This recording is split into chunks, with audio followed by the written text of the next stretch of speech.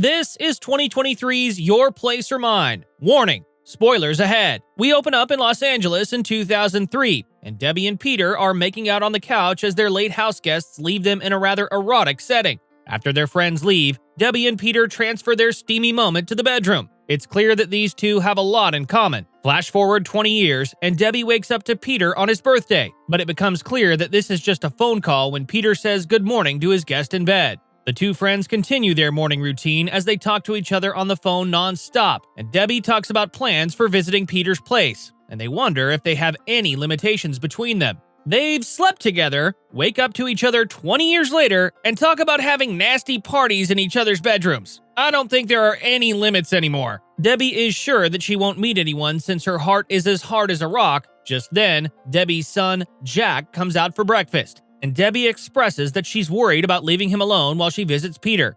Debbie shows Peter something that she found for his birthday, and it's actually a poker chip that she saved from the night that Peter stayed over. If you don't know what direction this film is going by now, then you must be new to these romantic comedies. If this one breaks the mold, I'll be happily surprised. Debbie remembers that night because Peter disappeared in the morning and said that she was completely undateable, but she loves that they're still best friends 20 years later. After saying goodbye, Peter and Becca talk about Debbie calling all the time. Peter tries to smooth things over by brushing it under the rug, and he talks about the birthday dinner he plans on having with Becca. Becca wants to know what comes next in their relationship, though, because after 6 months, she really doesn't know that much. Peter doesn't really help with his terminology, and Becca simply breaks up with him. And she took the car he was waiting for. Happy birthday, Peter! Meanwhile, Debbie is going over everything that Jack needs medication-wise, and Jack is clearly tired of their routine.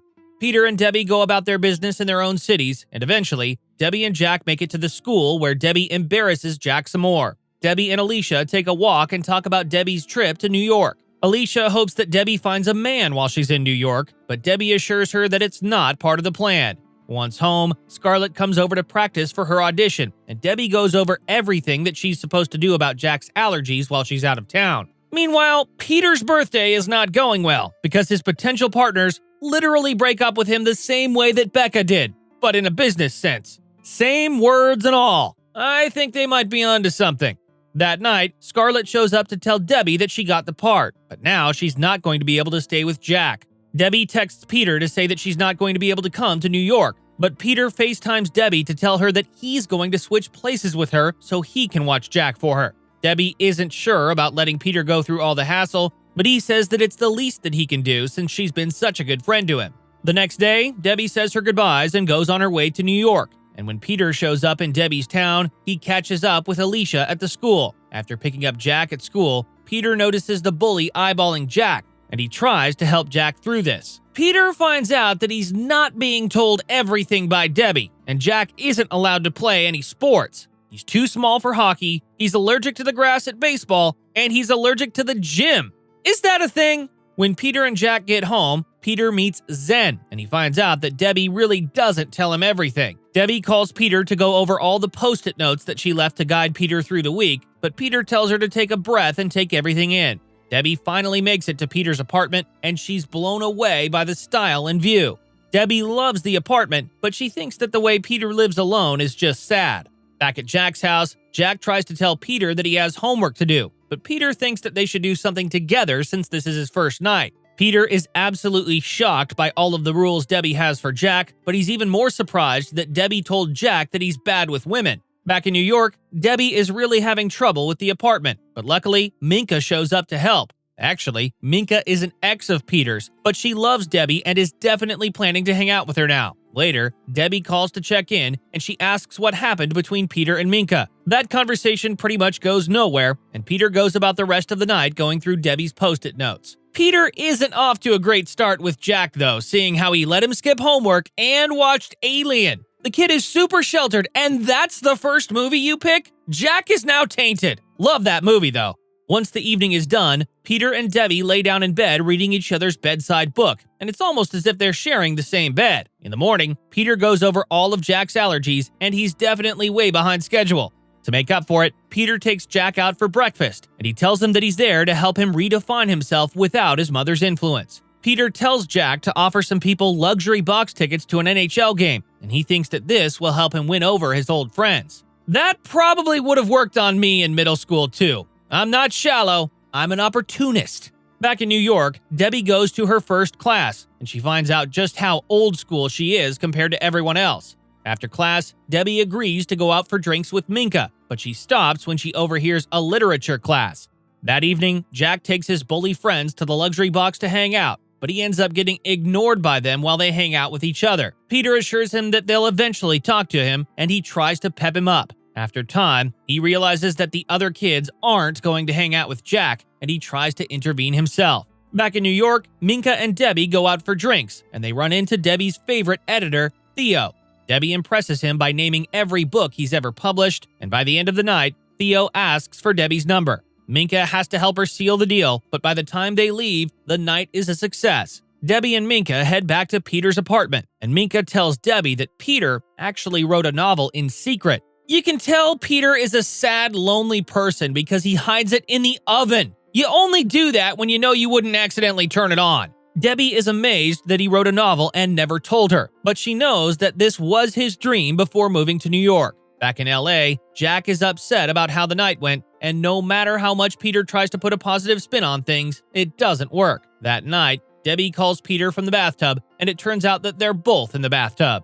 Debbie decides to confront Peter about not telling her everything, and even though Peter spills the beans about the hockey game and the dietary changes he's made, she's upset that he still won't tell her about the novel. She decides to go ahead and read it, and by the time she finishes, she's so blown away by what she's read that she calls Theo to meet up.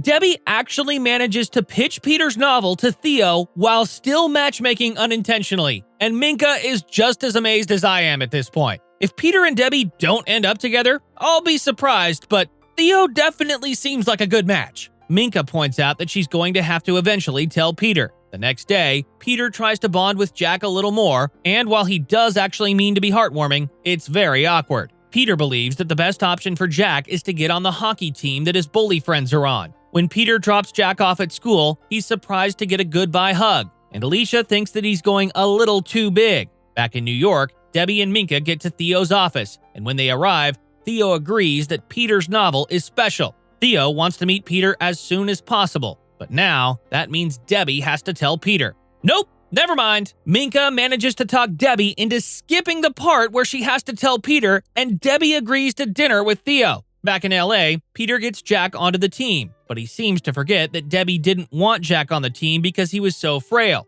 Jack does very well though, and he actually has some skill.